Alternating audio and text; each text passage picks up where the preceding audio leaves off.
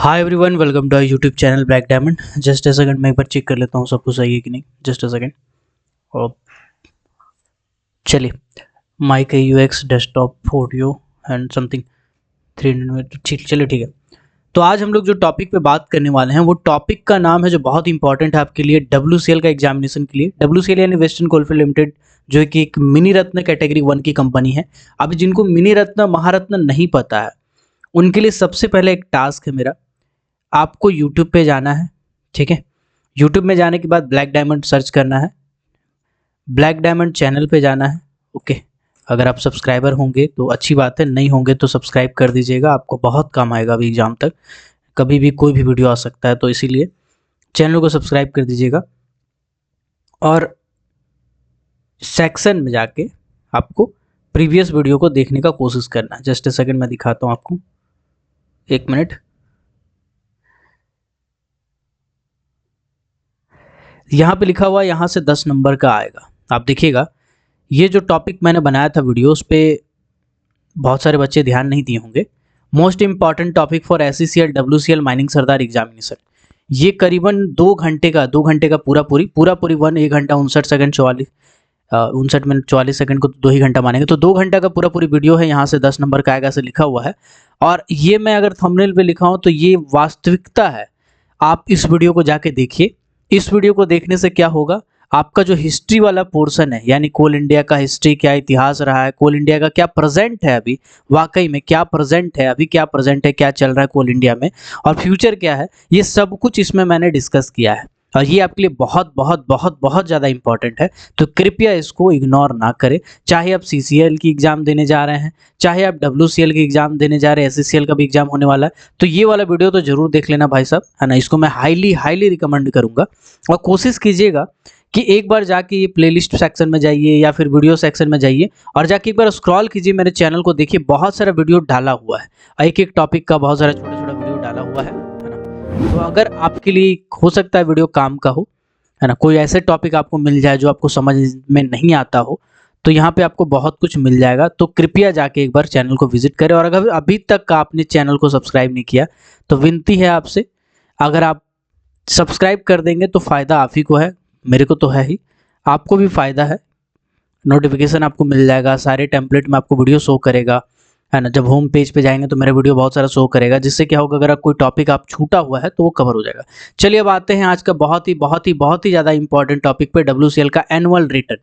WCL का annual return में हम सिर्फ वही पॉइंट डिस्कस करेंगे जो एग्जामिनेशन के दृष्टिकोण से बहुत इंपॉर्टेंट है, क्योंकि घुमाने फिराने का कोई मतलब बनता नहीं है, एकदम A to Z point two point discuss करते हैं। WCL एक मिनी रत्न कैटेगरी 1 का कंपनी है। अब मिनी रत्न कंपनी क्या होता है, महारत्न कंपनी क्या होता है, नवरत्न कंपनी क्या होता है, मिनी रत्न में कैटेगरी 1, कैटेगरी 2 या कैटेगरी A, कैटेगरी B का क्या कंपनी का रोल होता है, ये आपको जब तक मेरा वो वाला वीडियो नहीं देखिएगा 1 घंटा वाला, तब तक समझ में नहीं आएगा। तो उस वीडियो को पहले देख लीजिएगा, फिर आइएगा इस पे, तो आपका बहुत ही ज़्यादा अच्छे से कवर होगा। चलिए अब आते हैं आगे। वेस्टर्न कोलफील्ड लिमिटेड एक मिनी रत्न कैटेगरी 1 की कंपनी है, जो कि कोल का माइनिंग करती है, कोल इंडिया लिमिटेड का सब्सिडरी में से एक है। ठीक है, इसके बारे में और आगे अगर बताएं तो ये 2 स्टेट में फैला हुआ है। पहले मैं इसका सारांश बता देता हूं, उसके बाद मैं लिखवा दूंगा पॉइंट। कॉपी और कलम लेके बैठिएगा, कॉपी और कलम लेके जरूर बैठिएगा, ना तो फिर बहुत पछताइएगा बाद में। ठीक है, क्योंकि फट फट फट फट चलेगा सब। तो ये बेसिकली महाराष्ट्र और मध्य प्रदेश, ये 2 स्टेट में फैला हुआ है। कहाँ कहाँ, महाराष्ट्र में और मध्य प्रदेश में। महाराष्ट्र में नागपुर, चंद्रपुर और यमर्तमान डिस्ट्रिक्ट, 3 डिस्ट्रिक्ट है महाराष्ट्र के, जिनमें WCL के माइंस फैले हुए हैं। और मध्य प्रदेश में आपका जो जिला पड़ता है वो पड़ता है छिंदवाड़ा और बैतूल। छिंदवाड़ा और बैतूल मात्र 2 डिस्ट्रिक्ट है, जबकि महाराष्ट्र में 3 डिस्ट्रिक्ट है। ठीक है, टोटल नंबर ऑफ माइंस की बात करें तो 55 माइंस है ना। इसमें बहुत सारा मैकेनाइजेशन भी है, ड्रैगलाइन भी चलती है। पहले 2 ड्रैगलाइन चलती थी, लेकिन 2022 के हिसाब से रिपोर्ट में देखा जाए तो अभी एक ड्रैगलाइन चलती है। इसका अगर प्रोडक्शन में देखूँ तो नॉर्मल है, बाकी सब्सिडरी में कभी ज़्यादा होता है कभी कम होता है, लेकिन WCL कांस्टेंट रहता है हर साल लगभग, है ना। जितना टारगेट रखती है उससे 1-2 मिलियन टन ऊपर नीचे इसका प्रोडक्शन रहता है, तो ये कभी घाटे में नहीं रहती है। ठीक है ना। चलिए, नंबर ऑफ एम्प्लॉयज़ 35,000 के आसपास है। चलिए अब आते हैं डायरेक्ट, ये वाला पूरा का पूरा देखिए मैप दिया हुआ है कि कहाँ कहाँ पे फैला हुआ है, कौन कौन सा एरिया कहाँ कहाँ पे है। मैं आपको लोकेट करने का कोशिश करूंगा। देखिएगा पेंच एरिया कुछ इस जगह पे है, ठीक है। पेंच एरिया कुछ इस जगह पे है, मध्य प्रदेश आपके में पड़ता है। पेंच एरिया, पेंच, कन्हन और पाथा खेड़ा, ये तीनों का तीनों मध्य प्रदेश में पड़ता है, ठीक है। इसके बाद देखिएगा खनन एरिया यहाँ पे है, पाथा खेड़ा एरिया यहाँ पे है। तो अगर आप वहाँ पे लोकेलिटी हैं, आप देखना चाहते हैं इस मैप को, तो आप चाहें तो देख सकते हैं। एनुअल रिटर्न कैसे डाउनलोड करेंगे वो भी मैं बता देता हूँ फटाक से। आपको कोई भी ब्राउजर ओपन कर लेना है, यहाँ पे आपको सर्च करना है WCL एनुअल रिपोर्ट लिखना है, रिटर्न लिखने से शायद ना आए, 2021-22 इसको लिख के सर्च करेंगे। पहला नंबर पे जो PDF आएगा, ध्यान दीजिएगा, पहला नंबर पे जो PDF आएगा इसको आपको क्लिक करना है, और इस पर क्लिक करने के बाद आपको देखना है, ठीक है, क्लिक करने के बाद कि क्या ये वही वाला PDF है। चलिए, तो बेसिकली इसमें बहुत सारा एरिया है, ओके, इसमें बहुत सारा एरिया है। नागपुर एरिया भी है, देखिए नागपुर एरिया भी है, फिर महाराष्ट्र में ये पूरा पड़ जाता है, नागपुर एरिया है ना। इसके बाद आपका चंद्रपुर एरिया होगा, कहीं बल्लारपुर एरिया होगा, ओके। चलिए जस्ट अ सेकेंड, चलिए उरमेर एरिया भी है यहाँ पे, है ना, उरमेर एरिया भी है, ओके। एक मेरे माजरी एरिया है, वानी नॉर्थ एरिया है, वानी एरिया है, बल्लारपुर एरिया है, बहुत सारे एरिया है टोटल। तो महाराष्ट्र और मध्य प्रदेश में फैला हुआ है पूरा का पूरा WCL का माइंस, पूरा का पूरा मैप यहाँ पे दिया हुआ है। आप चाहें तो देख सकते हैं, एनुअल रिटर्न डाउनलोड करके कैसे करेंगे मैंने बता दिया, नहीं तो मैं अपना टेलीग्राम चैनल पे भी डाल दूंगा, ओके। चलिए अब मैं फटाफट थोड़ा सा आपको एक बार आइडिया दे देता हूँ, फिर फटाफट लिखा दूंगा। देखिए WCL के जो चेयरमैन है, चेयरमैन कम मैनेजिंग डायरेक्टर होता है, ठीक है। WCL में यानी जो कोल इंडिया में जितने भी सब्सिडरी है उसमें CMDs होते हैं। ये एक्चुअली दो पोस्ट होता है, एक होता है C का, यानी C मतलब चेयरमैन का, और एक होता है MD का, यानी मैनेजिंग डायरेक्टर का। बट कोल इंडिया चूंकि एक सब्सिडरी कंपनी है, महारत्न, न्यूरत्न और इसे कैटेगरी में आता है, इसलिए इसमें CMD को मर्ज कर दिया जाता है, यानी चेयरमैन और मैनेजिंग डायरेक्टर, ये दोनों का पोस्ट एक ही व्यक्ति संभालते हैं, ओके। चलिए, कोल इंडिया की बात करें तो ये किसके अंदर में आता है, तो कोल इंडिया आता है मिनिस्ट्री ऑफ कोल के अंदर में। किसके अंदर में आता है? मिनिस्ट्री ऑफ कोल के अंदर में आता है। मिनिस्ट्री ऑफ कोल के अंदर में पूरी तरह से कंट्रोल होता है कोल इंडिया का। मिनिस्ट्री ऑफ कोल में एक होते हैं सेक्रेटरी। ये कौन होते हैं? सेक्रेटरी। सेक्रेटरी बेसिकली आदेश देता है। जैसे मान के चलिए प्रहलाद जोशी साहब है जो कोयला मंत्री है, अगर मान के चलिए उनको कोई आदेश पारित करना है तो वो क्या करेंगे, वो सेक्रेटरी को बताएंगे और यही सेक्रेटरी बताएगा कोल इंडिया लिमिटेड को भाई साहब ऐसा ऐसा करना है, ठीक है। कोल इंडिया का जो कोयला मिनिस्टर है वो डायरेक्टली आदेश नहीं देते हैं बल्कि सेक्रेटरी के जरिए देते हैं। तो ये भी आपको बहुत जानना जरूरी है कि जॉइंट सेक्रेटरी कौन है मिनिस्ट्री ऑफ कोल का, ठीक है। अभी मैं आपको बता देता हूँ। जॉइंट सेक्रेटरी जो मिनिस्ट्री ऑफ कोल का है वो है भवानी प्रसाद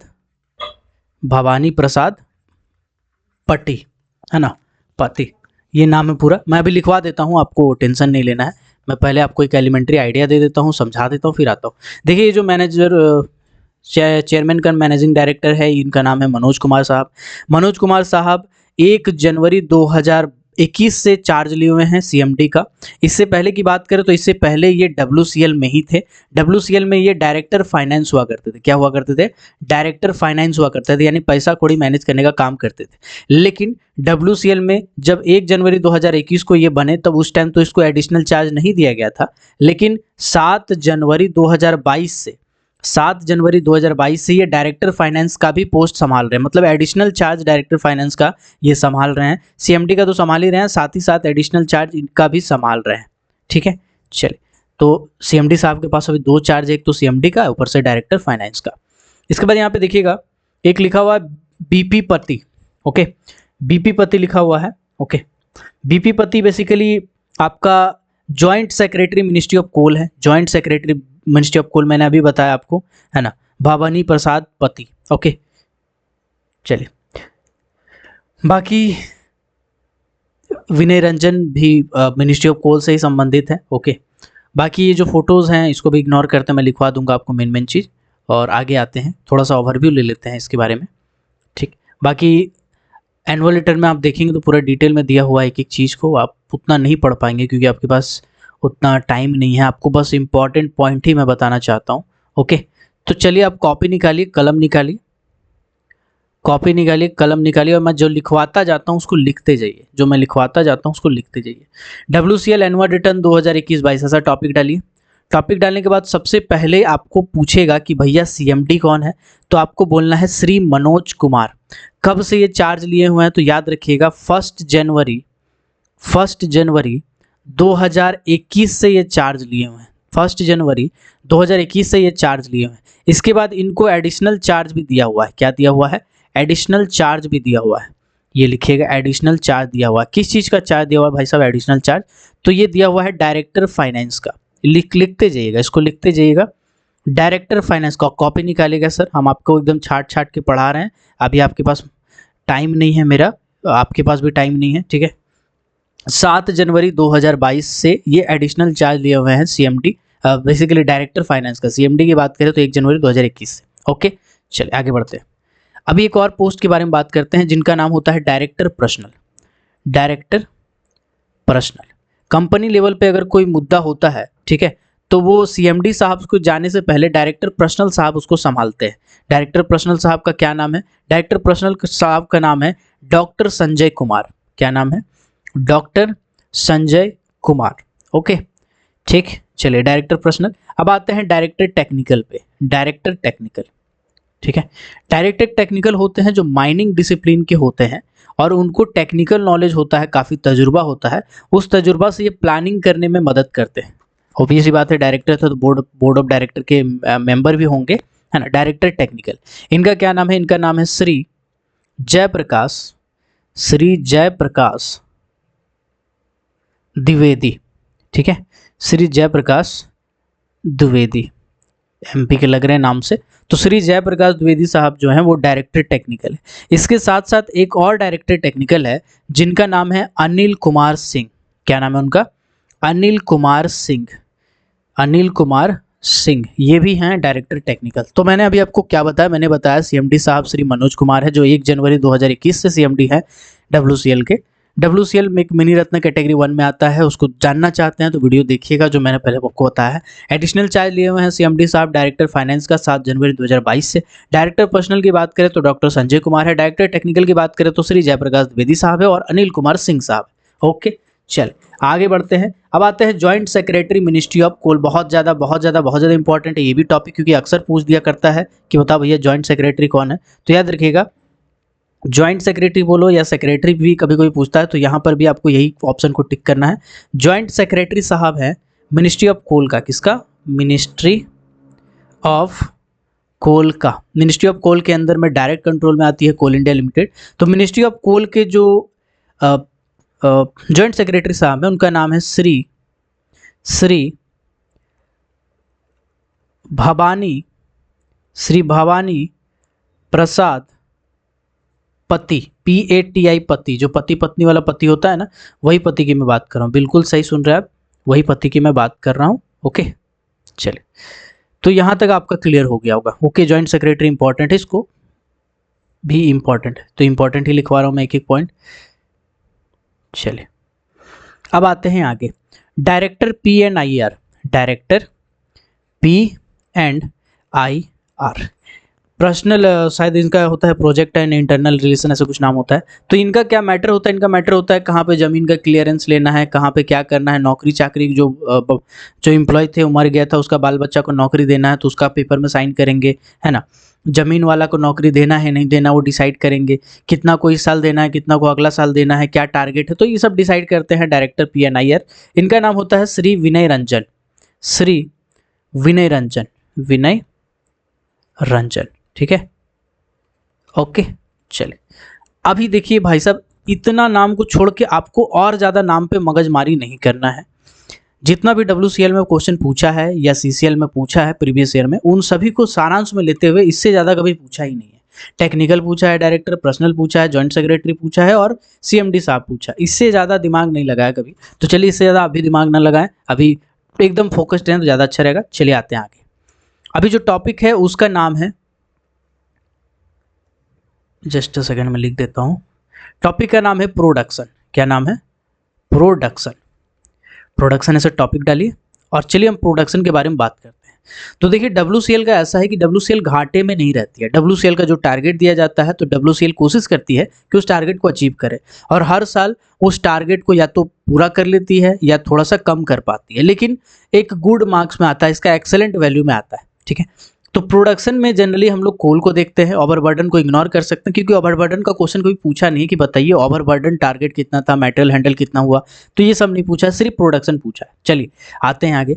तो 2021-22 की अगर मैं बात करूँ, 2021-22 की मैं बात करूँ तो सबसे पहले मैं बात करता हूँ टारगेट की कि भैया टारगेट क्या रहा, और इसके बाद हम बात करेंगे कि कितना ज़्यादा अचीव हो पाया, कितना ज़्यादा अचीव हो पाया, कितना ज़्यादा टारगेट पूरा कर पाई कंपनी। ओके, तो सबसे पहले अगर मैं बात करूं टारगेट की, तो कंपनी का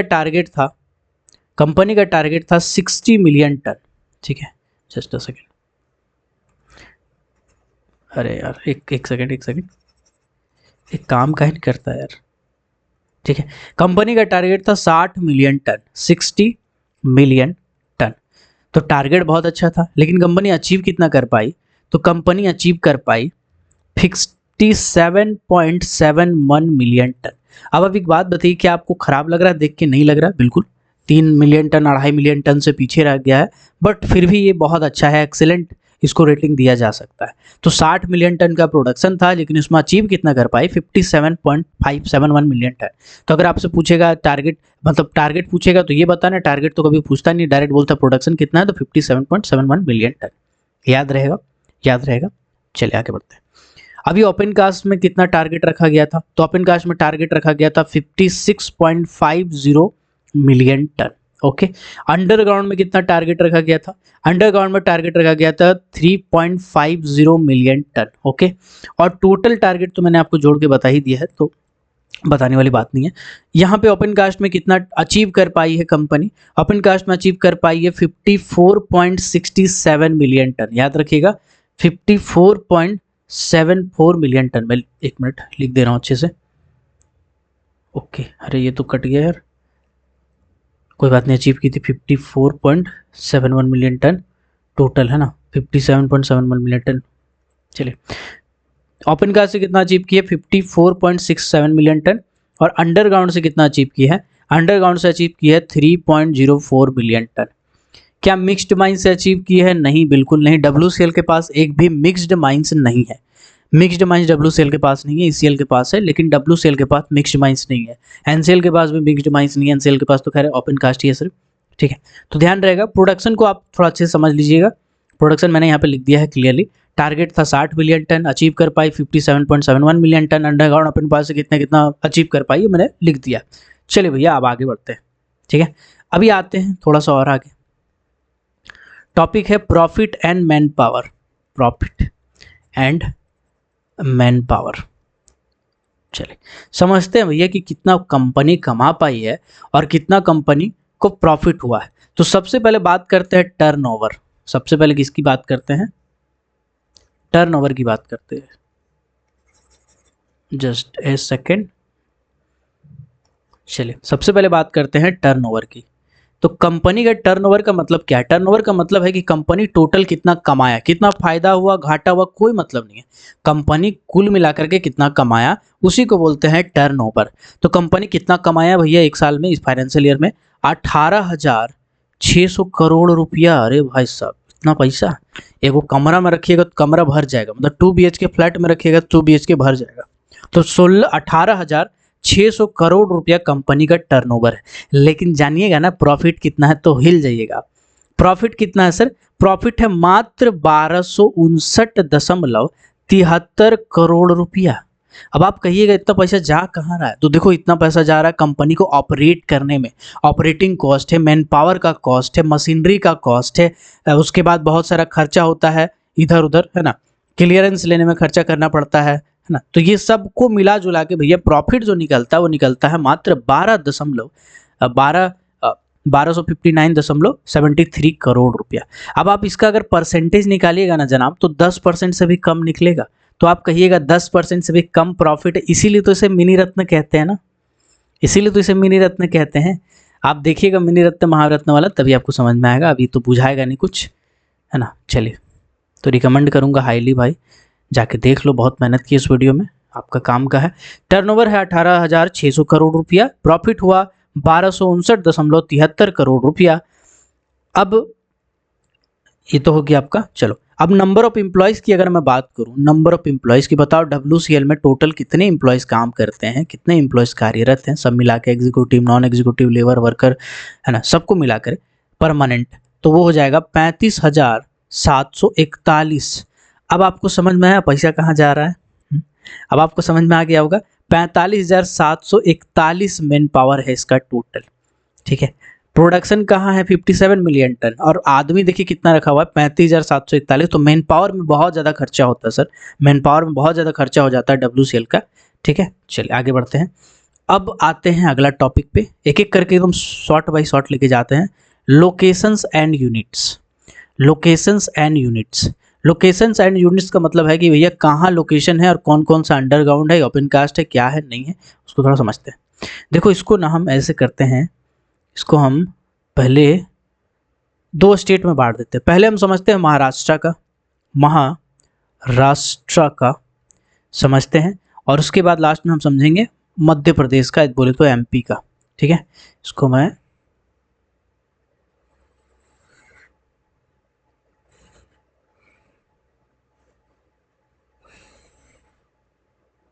कोशिश करता हूँ इसको सिंपल तरीके से समझाने का, क्योंकि ये अगर समझ गए तो आपको फ्यूचर में भी काम आएगा। जब नौकरियाँ लेने जाइएगा ना, तो एरिया कौन वाला लीजिएगा, बुझाएगा नहीं। चलिए, महाराष्ट्र और मध्य प्रदेश 2 स्टेट में फैला हुआ है। तो अगर पूछेगा कि WCL का माइंस कहाँ फैला हुआ है, जैसे कि पूछा हुआ क्वेश्चन है, बहुत बार पूछा है, तो WCL का माइंस फैला हुआ है महाराष्ट्र और मध्य प्रदेश में, ठीक है। WCL में टोटल कितना डिस्ट्रिक्ट में फैला हुआ है, ये भी पूछ सकता है। चलिए बनाते हैं, 1 मिनट। डिस्ट्रिक्ट यहाँ पे हम रखते हैं, डिस्ट्रिक्ट, ओके। तो WCL में जिस डिस्ट्रिक्ट में ये फैला हुआ है, उन डिस्ट्रिक्ट्स के नाम है, चलिए उन डिस्ट्रिक्ट के नाम है, सबसे पहला नागपुर, सबसे पहला नागपुर। दिख तो रहा होगा ना यार, ऐसा तो नहीं दिख रहा होगा, 1 मिनट, वाइट ही रखते हैं। सबसे पहला नागपुर डिस्ट्रिक्ट, ठीक है। ये मैंने नागपुर लिखा है, फिर से मिटा के लिख देता हूँ, ब्लू शायद ना दिखे, है ना। नागपुर है, सबसे पहला है नागपुर, नागपुर डिस्ट्रिक्ट है। सेकेंड डिस्ट्रिक्ट है चंद्रपुर, क्या नाम है? चंद्रपुर, ठीक है, चंद्रपुर। और लास्ट वाला जो डिस्ट्रिक्ट है या थर्ड डिस्ट्रिक्ट है, उसका नाम है यवतमाल, यवतमाल। यवतमाल में एक मेडिकल कॉलेज है, काफ़ी फेमस है ना। चलिए, नागपुर, चंद्रपुर और यवतमाल, ठीक है। नागपुर में जो ऑरेंज वाला बर्फी मिलता है, बड़ा फेमस है। नागपुर स्टेशन के पास उतरिएगा तो एक मस्त सामने दुकान है, समझे। नागपुर में ऑरेंज वाला बर्फी मिलता, खा के देखिएगा, मज़ा आ जाएगा। खैर हम कहाँ से कहाँ भटक गए, हम थोड़ा पेटू टाइप का आदमी, इसलिए निकल जाता है जुबान से दिल का बात। तो देखिए, महाराष्ट्र में 3 डिस्ट्रिक्ट में फैला हुआ है, नागपुर में, चंद्रपुर में, यवतमाल में। नागपुर में, चंद्रपुर में, यवतमाल में 3 डिस्ट्रिक्ट में फैला हुआ सर महाराष्ट्र में। और MP में फैला हुआ है 2 डिस्ट्रिक्ट में। डिस्ट्रिक्ट का नाम है छिंदवाड़ा, छिंदवाड़ा, छिंदवाड़ा मध्य प्रदेश का सबसे बड़ा जिला है। सबसे बड़ा जिला कौन है? छिंदवाड़ा है, ठीक है। सबसे बड़ा जिला है छिंदवाड़ा, मध्य प्रदेश का, और छिंदवाड़ा में फैला हुआ है। और सेकंड डिस्ट्रिक्ट है बैतूल, सेकंड डिस्ट्रिक्ट का नाम क्या है? बैतूल। महाराष्ट्र में ये दोनों एरिया में फैला हुआ है। दोनों में जो छिंदवाड़ा है वो महाराष्ट्र से बॉर्डर से लग के है, बैतूल का आइडिया मेरे को है नहीं, देख लीजिएगा एक बार मैप पे।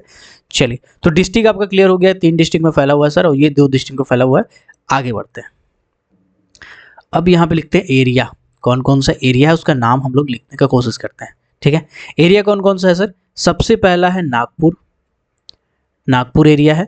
इसके बाद है उमरेर, उमरेर, ठीक है, उमरेर है ना। इसके बाद है चंद्रपुर, चंद्रपुर।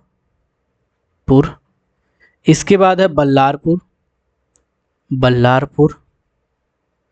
इसके बाद है माजरी, MAJRI, माजरी।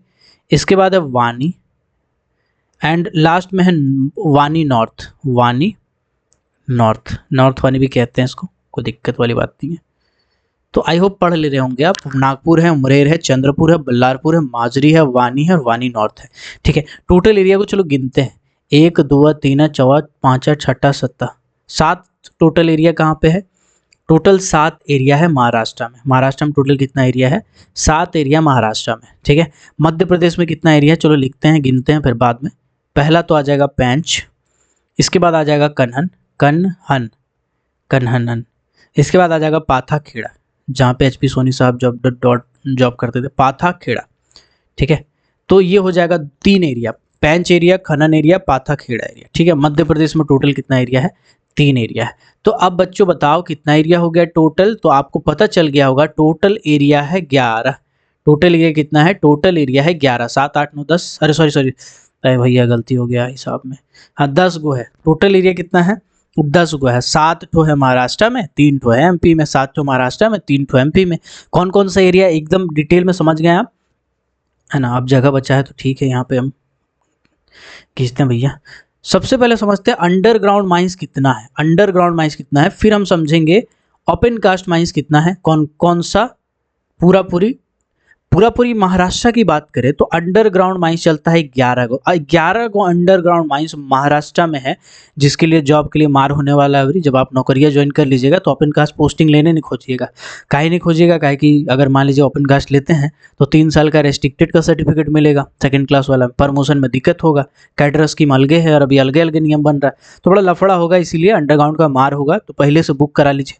सेकेंड नंबर पर जो मध्य प्रदेश में है, टोटल 10 अंडरग्राउंड माइंस है। ओपन कास्ट की बात करें तो 31 ओपन कास्ट माइंस है आपका महाराष्ट्र में, और 3 ओपन कास्ट माइंस है बड़का बड़का, है ना, पेंच, खनन और पाथागढ़, ये टोटल 3 हो जाएगा आपका ओपन कास्ट, ठीक है, जो मध्य प्रदेश में है। अब हम यहाँ पे सब टोटल कर दे रहे हैं, ठीक है, टोटल। सबसे पहले टोटल एरिया की बात करें तो एरिया आपको पता चल गया 10 है, ठीक है। टोटल माइंस की बात करें, यहाँ पे लिख देते हैं टोटल यूनिट्स की बात करें या टोटल माइंस की बात करें तो टोटल माइंस है 55। कितना है सर, 55 है। टोटल अंडरग्राउंड माइंस की बात करें तो 21 है ना।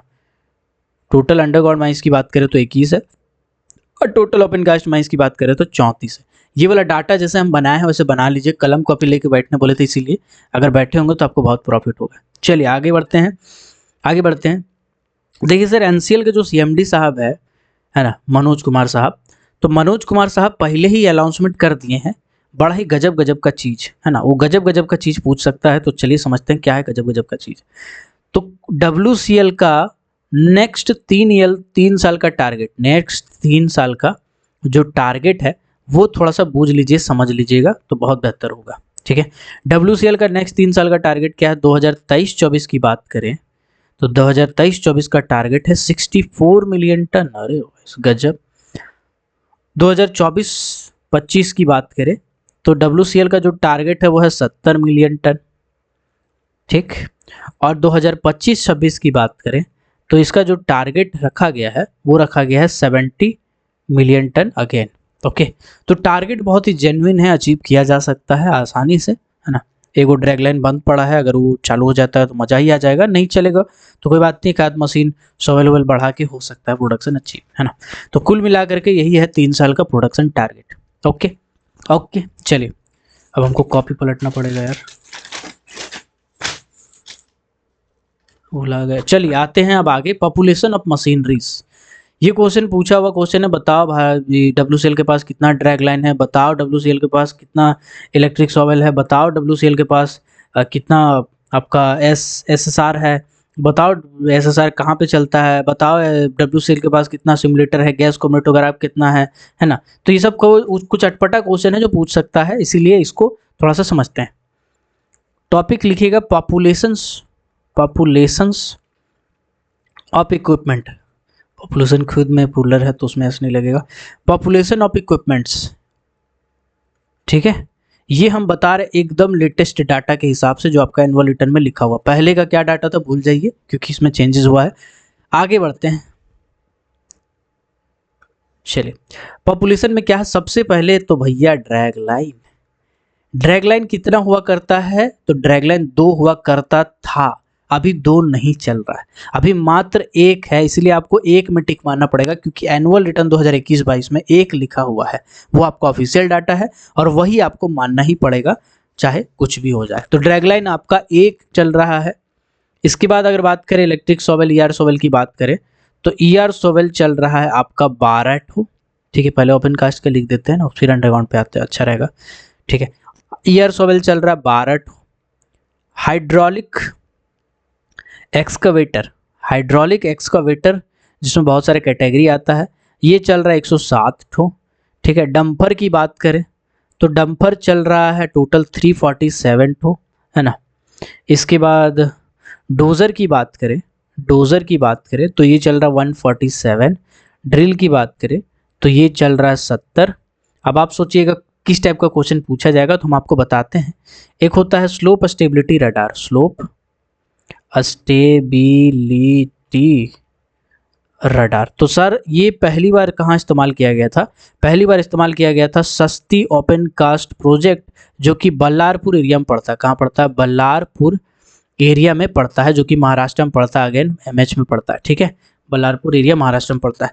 तो स्लोप स्टेबिलिटी रडार मात्र एक है, मात्र एक है। और जो एक वाला क्वेश्चन है ना, उसको तो माथा में छाप लीजिए कि आ सकता है, क्योंकि ऐसा ही क्वेश्चन पूछा है ना। एक दो वाला जो डाटा है उसको याद रखिएगा, हाइड्रोलिक वाला कितना है, डंपर वाला कितना है, सबका कम चांस है कि पूछे, लेकिन स्लोप स्टेबिलिटी डाटा ये आपके लिए बहुत इंपॉर्टेंट है। ड्रैग लाइन ये आपके लिए बहुत इंपॉर्टेंट है, ठीक है। तो इस चीज़ पे ध्यान रखिएगा, ओके।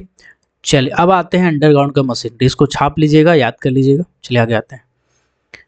अंडरग्राउंड मशीनरी या एक्स्ट्रा वाला जो होता है उसको समझते हैं। सबसे पहले एसडीएल की बात करें, साइड डिस्चार्ज लोडर, ये आपका 57 है। एलएसडी की बात करें, लोडर डंपर, तो ये आपका हो जाएगा 105। यूडीएम की बात करें, यूनिवर्सल ड्रिल मशीन, तो ये हो जाएगा आपका 44। कंटिन्यूअस माइनर, कंटिन्यूअस माइनर ये बहुत इंपॉर्टेंट है, क्योंकि ये पूछा हुआ क्वेश्चन है पहले भी। तो कंटिन्यूअस माइनर मात्र एक है, और वो कहाँ चल रहा है सर? वो चल रहा है तलवा 2, नाम है तलवा 2, है ना। अंडरग्राउंड माइंस, एक ही माइंस है जिसका नाम है तलवा 2 अंडरग्राउंड माइंस। तलवा है, ए है बाद में, ठीक है। तलवा 2 अंडरग्राउंड माइंस में कंटिन्यूअस माइनर चल रहा है। तो हमने आपको बताया कि जहाँ पे एक और दो को कोई चीज़ चल रहा है ना, तो उसको एकदम दिमाग में छाप लीजिएगा, ठीक है। चलिए मेन राइडिंग आते हैं। मेन राइडिंग सिस्टम की बात करें, लिखा हो ना यार, मेन राइडिंग की बात करें, मेन राइडिंग सिस्टम की बात करें, तो मेन राइडिंग सिस्टम टोटल 14 ठो चल रहा है सर, टोटल 14 ठो चल रहा है। इसके बाद एक गैस क्रोमेटोग्राफ है। गैस क्रोमेटोग्राफ क्या होता है? क्रोमेटोग्राफ। गैस क्रोमेटोग्राफ क्या होता है? गैस क्रोमेटोग्राफ होता है जिसमें गैस का एनालिसिस किया जाता है कि उसमें कौन कौन सा गैस है। यानी कोई सैंपल लेके आते हैं, उसके बाद गैस क्रोमेटोग्राफ मेथड में हीलियम गैस होता है, उससे मतलब गैस जो है सेपरेट हो जाता है, फिर हम एक एक करके डिटेक्टर से पास होता है, तो फिर हम सेंसर में देख लेते हैं कि कौन कौन सा गैस है। डिजिटल इसमें इक्विपमेंट लगा होता है। तो टोटल इसमें गैस क्रोमेटोग्राफ कितना है? 4 है, ठीक है। कितना है? 4 टोटल गैस क्रोमेटोग्राफ, ये 4 लिखे हुए हैं सर, गैस क्रोमेटोग्राफ 4 है। इसके बाद एक होता है सिमुलेटर। सिमुलेटर, सिमुलेटर कितना है? तो सिमुलेटर 1 है। सिमुलेटर क्या होता है सर? आप बिग बाजार या कोई बड़का बड़का मॉल जाते हैं तो देखते हैं कि बड़ा बड़ा स्क्रीन लगा हुआ है और उसके सामने वो बाइक है ना। बाइक चलाएंगे तो ऐसा लगेगा जैसे रियल में गाड़ी चला रहा है, ठीक है। सिमुलेटर, अरे स्पेलिंग भी गलती हो रहा है यार, सिमुलेटर ट्रेनिंग। चलिए सिमुलेटेड ट्रेनिंग का यहाँ पे आपको हम फोटो दिखा के समझाने की कोशिश करेंगे। देखिए कुछ इस प्रकार का होता है। देखिए आदमी बैठा हुआ है, चारों तरफ स्क्रीन है, चारों तरफ ऐसा लगता है जैसे रास्ता है ना, और वो रियल में गाड़ी चला रहा है, ऐसा उसको आभास होता है। इसको हम लोग बोलते हैं सिमुलेटेड ट्रेनिंग। एचईएमएम ऑपरेटर के लिए सिमुलेटेड ट्रेनिंग बहुत ज़रूरी हो रहा है आज के ज़माना में, ताकि अच्छे से उसको प्रैक्टिकल ट्रेनिंग मिल पाए। और वो जहाज वहाज में भी सिमुलेटेड ट्रेनिंग ही देता है पहले पहले, ऐसा नहीं कि जहाज उड़ाने दे देगा, ठीक है। सिमुलेटेड टोटल 1 ठो लगा हुआ है। ये कहाँ लगा हुआ है? ये लगा हुआ है हेड ऑफिस में, हेड ऑफिस में लगा हुआ है सर, ट्रेनिंग सेंटर में। हेड ऑफिस का जो ट्रेनिंग सेंटर है जहाँ एचपी सोनी साहब पढ़ाते हैं वहीं लगा हुआ है, ठीक है। तो चलो टोटल मिला करके पॉपुलेशन ऑफ इक्विपमेंट आप समझ गए होंगे, ओके। चलिए आगे बढ़ते हैं।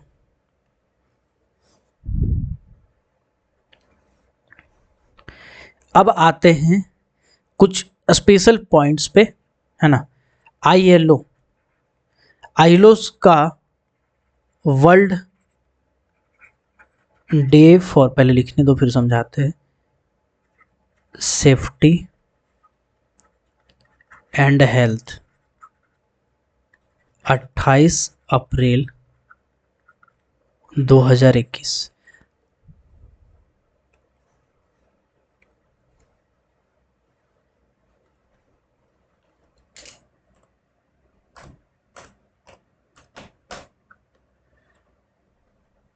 मेरे को थोड़ा सा फुल फॉर्म भूल गया था भाई, इसीलिए हमको आना पड़ा वापस से। चैनल को ज़रूर सब्सक्राइब कर दीजिएगा। चलिए तो बेसिकली आईएलओ का एक आईएलओ का मतलब क्या होता है? इंटरनेशनल लेबर ऑर्गेनाइजेशन होता है। ये सेफ्टी एंड हेल्थ डे मनाई, सेफ्टी एंड हेल्थ डे क्या मनाई, सेफ्टी एंड हेल्थ डे मनाया गया 28 अप्रैल 2021 को WCL में, ILO के द्वारा, है ना, ILO world day for safety health 28 अप्रैल 2021 को। तो ये वाला लाइन याद कर लीजिएगा, ये पूछा जा सकता है कितना तारीख को मनाया गया था, तो 28 अप्रैल 2021 को मनाया गया था। इसी के साथ आपको 2-4 पॉइंट याद रख करना है। आज है मजदूर दिवस, तो सबसे पहले हैप्पी मजदूर दिवस आप सभी को, है ना। मजदूर दिवस आपको याद रहना चाहिए, मजदूर दिवस क्या होता है ये आपको याद रखना चाहिए कि 1 मई को मजदूर दिवस मनाया जाता है ना। ये क्वेश्चन भी पूछा हुआ क्वेश्चन है। ओके, आगे आते हैं। देखिए भाई साहब, WCL में कुछ कुछ इंपॉर्टेंट पॉइंट है जो मैं पहले बता देता हूँ।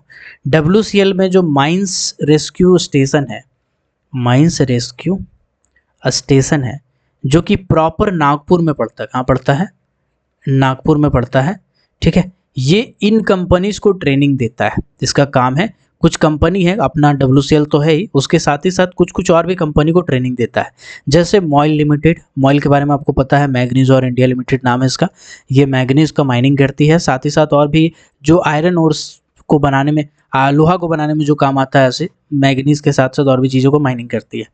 इसके बाद देखिए हिंदुस्तान कॉपर लिमिटेड, हिंदुस्तान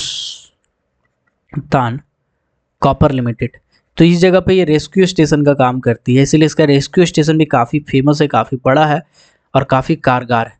इसके बाद एक है Hindustan zinc limited, Hindustan zinc limited.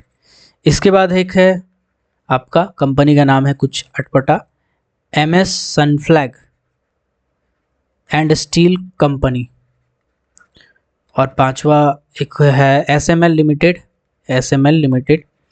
और छठा है आपका MS सेल जॉर्जी कोल लिमिटेड, जॉर्जी कोल माइंस, जिसको हम लोग बोलते हैं RCCPL, ठीक है। इसका वैकेंसी निकलता है प्राइवेट माइंस से, आप चाहें तो चेकआउट कर सकते हैं जाके इसके बारे में। चलिए अब आते हैं आगे, अब आते हैं थोड़ा सा और आगे। अगला टॉपिक डालिएगा,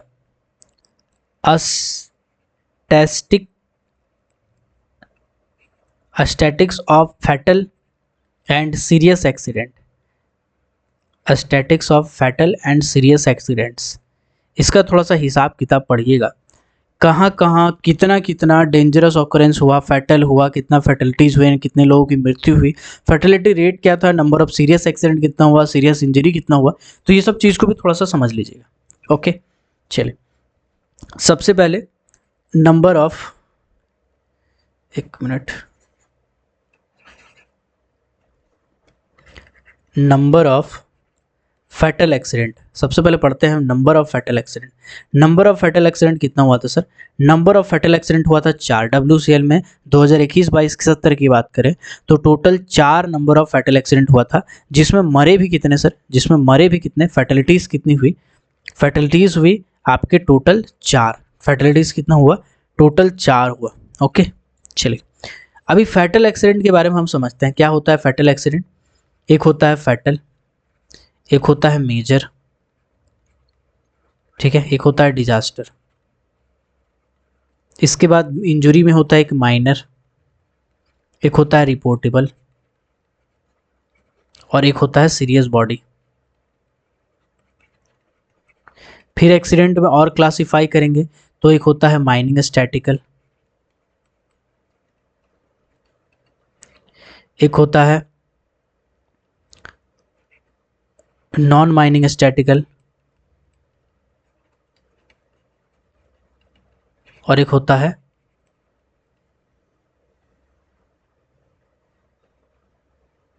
माइनिंग नॉन स्टैटिकल भी होता है, ठीक है। तो ये 3 एक्सीडेंट होता है। चलिए समझते हैं कि एक बारे में। फैटल का मतलब होता है जब कोई भी दुर्घटना में 1 से लेकर के 4 आदमी की मृत्यु होती है, तो ऐसे एक्सीडेंट को हम फैटल एक्सीडेंट कहते हैं, ठीक है। तो फिर मेजर एक्सीडेंट क्या होगा? मेजर एक्सीडेंट हो जाएगा जिस मृत्यु में, सॉरी यहाँ से 4 से 9 हो जाएगा, ठीक है, वहाँ पे 3 हो जाएगा। फैटल एक्सीडेंट में 1 से 3 आदमी की मृत्यु होती है उसे फैटल एक्सीडेंट कहते हैं। मेजर एक्सीडेंट 4 से 9 की मृत्यु होती है उसे मेजर एक्सीडेंट कहते हैं। डिजास्टर का मतलब 10 या 10 से ज़्यादा होता है तो उसको हम लोग डिजास्टर कहते हैं। माइनर इंजरी का क्या मतलब होता है? माइनर इंजरी का मतलब होता है ऐसे एक्सीडेंट जिसमें आदमी 24 घंटा से लेकर के 72 घंटा तक के लिए एब्सेंट होना पड़े, तो ऐसे एक्सीडेंट को माइनर एक्सीडेंट कहते हैं। माइनर एक्सीडेंट में जो फॉर्म भरा जाता है वो आपका भरा जाता है ना, फॉर्म जे के एल है ना, फॉर्म जे, फॉर्म के भरा जाता है, ठीक है। माइनर एक्सीडेंट में क्या भरा जाता है, फॉर्म जे के भरा जाता है। ये कब भरा जाता है, ये भरा जाता है 20 जनवरी या उससे पहले, 20 जनवरी या उससे पहले इसका एनुअल स्टेटमेंट भेजना पड़ता है माइनर एक्सीडेंट का। रिपोर्टेबल एक्सीडेंट क्या होता है सर, रिपोर्टेबल एक्सीडेंट होता है ऐसे एक्सीडेंट जिसमें कोई भी आदमी 72 घंटा से ज़्यादा समय के लिए एब्सेंट रहने के लिए मजबूर हो जाए, ऐसे एक्सीडेंट को हम रिपोर्टेबल एक्सीडेंट कहते हैं, ठीक है। रिपोर्टेबल एक्सीडेंट क्या होता है, ऐसे एक्सीडेंट जिसमें आदमी कोई भी दुर्घटना होने पे 72 घंटा से ज़्यादा समय के लिए एब्सेंट रहने पे मजबूर हो जाए, ठीक है। तो ऐसे एक्सीडेंट को हम क्या कहते हैं, ऐसे एक्सीडेंट को हम लोग कहते हैं रिपोर्टेबल। रिपोर्टेबल को याद करने का एक सिंपल सा तरीका है, मेरे साथ बोलिएगा आरजे। क्या बोलिएगा, आरजे। आरजे का मतलब क्या होता है, आरजे का मतलब होता है आर फॉर रिपोर्टेबल और J for journey, R for reportable और जे फॉर जर्नी, ठीक है। चलिए, तो ये हो जाएगा रिपोर्टेबल एक्सीडेंट। तो क्वेश्चन है कि रिपोर्टेबल एक्सीडेंट का जो नोटिस होता है वो कितने समय अंतराल पर दिया जाता है। तो याद रखिएगा, रिपोर्टेबल एक्सीडेंट का जो नोटिस होता है वो क्वार्टरली दिया जाता है। क्वार्टरली का मतलब क्या होता है, क्वार्टरली का मतलब होता है तीन तीन महीने के समय का जो इंटरवल होता है उसे क्वार्टरली कहा जाता है, ठीक है। चलिए आगे बढ़ते हैं हम लोग। तो हम क्या पढ़ा रहे थे, भूल गए यार। हम पढ़ा रहे थे WCL का एनुअल रिटर्न, उसमें हम आपको बता रहे थे फैटेलिटी रेट। तो हमने बताया था number of fatal accident, number of fatal accident कितना है, तो नंबर ऑफ फैटल एक्सीडेंट बताया था हमने 4। इसके बाद हमने बताया फैटलिटीज़ कितनी थी, फैटलिटीज़, फैटलिटीज़ का मतलब है कि कितना आदमी मरा, फैटलिटीज़, स्पेलिंग पे मत जाइएगा, जज्बातों को समझिए। 4 आदमी मरा था टोटल, ठीक है। इसके बाद फैटलिटीज़ रेट पूछता है कभी कभी, ये तो कभी पूछा नहीं है यार, लेकिन चलो पढ़ लेते हैं। फर्टिलिटी रेट पर मिलियन टन प्रोडक्शन में कितना होगा, तो ये हो जाएगा आपका 0.07, ओके, ठीक है। इसके बाद नंबर ऑफ सीरियस एक्सीडेंट कितना हुआ था, नंबर ऑफ सीरियस एक्सीडेंट कितना हुआ था, एक्सीडेंट, तो ये हुआ था टोटल 7 गो, जिसमें सीरियस इंजरी कितना हुआ था, सीरियस इंजरी कितना हुआ था, सीरियस इंजरी हुआ था टोटल 8 को, ठीक है ना। इसका रेट पूछेगा अगर सीरियस इंजरी का रेट, तो जो कि जाए मायने नहीं रखता है, बाकी आप चाहे तो पूछ सकते हैं सीरियस इंजरी का जो रेट है, ठीक है, मिलियन पे है ना, 1 पर मिलियन टन प्रोडक्शन पे 0.14 है, जिसका कोई मतलब नहीं है, ओके। तो कुल मिलाकर के यही है भाई साहब, है ना। चलिए ये है, ओके।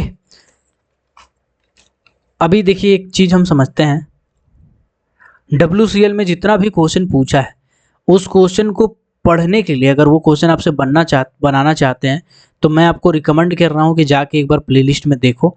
आपको history of Coal India, history of mining 10 number का यहीं से आएगा, जो वाला जो वीडियो था, ये वाला वीडियो यहाँ से 10 नंबर का आएगा, ये वाला वीडियो आप जरूर देख लीजिएगा। इसमें मैंने पूरा हिस्ट्री डिस्कस किया है, प्रेजेंट भी डिस्कस किया है, तो इसमें आधा पोर्शन कवर हो गया, फिर उससे वही पोर्शन को पढ़ाने का कोई मतलब नहीं बनता है ना। चलिए, तो आई होप यहीं तक है एनुअल रिटर्न। अगर ये वीडियो आप देख लेते हैं तो फिर एनुअल रिटर्न आपको WCL का इतना ही पढ़ना पड़ेगा। अगर ये वीडियो नहीं देखते हैं तो फिर आपको पढ़ना पड़ जाएगा पूरा डिटेल में। आप एनुअल रिटर्न चाहे तो डाउनलोड भी कर सकते हैं। जो जो मेन पॉइंट था छूटा हुआ वो मैंने यहाँ डिस्कस कर दिया, बाकी का पॉइंट मैंने वहाँ बताया कोल इंडिया का। तो आई होप 43 मिनट का वीडियो हो गया यार, हम सोचे थे छोटा बनाएंगे। अगर आप क्लासेस लेना चाहते हैं, अभी भी आप चाहें तो क्लासेस ले सकते हैं, लेकिन कैसे ले सकते हैं मैं आपको पहले ही बता देता हूँ। जस्ट अ सेकेंड, 1 सेकेंड रुक जाइए, 1 सेकेंड, जस्ट अ सेकेंड। थोड़ा सा अभी स्क्रीन ऑफ किया है मैंने, ओके। मैं क्लासेस ओपन करके आपको दिखा देता हूँ किस टाइप से आप क्लासेस करेंगे।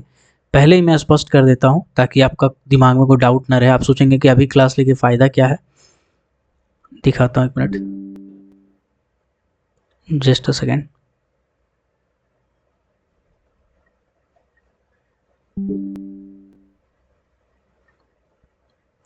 ओके ओके, चलिए स्क्रीन ऑन हो गया है, ठीक है, स्क्रीन मैंने ऑन कर दिया है, ओके। देखिएगा क्लासेस अगर आप लेना चाहते हैं तो क्लासेस ले सकते हैं। इसमें रिकॉर्डेड वीडियो लेक्चर्स है, रिकॉर्डिंग सेक्शन में आप जाएंगे तो बहुत सारा आपको वीडियो लेक्चर रिकॉर्डेड मिल जाएगा, जिसमें महामैराथन वाले बहुत सारे वीडियो पढ़े हैं, जैसे महामैराथन मेथड ऑफ वर्किंग का महामैराथन हो गया, सपोर्ट चैप्टर का महामैराथन हो गया, माइंस रूल का महामैराथन हो गया, माइंस एक्ट का, वेंटिलेशन का महामैराथन हो गया, स्टैच्यूटरी सर्टिफिकेट का महामैराथन हो गया। महामैराथन मतलब कि एक टॉपिक को, एक पूरी चैप्टर को हम एक वीडियो में कवर करने का कोशिश किए हैं।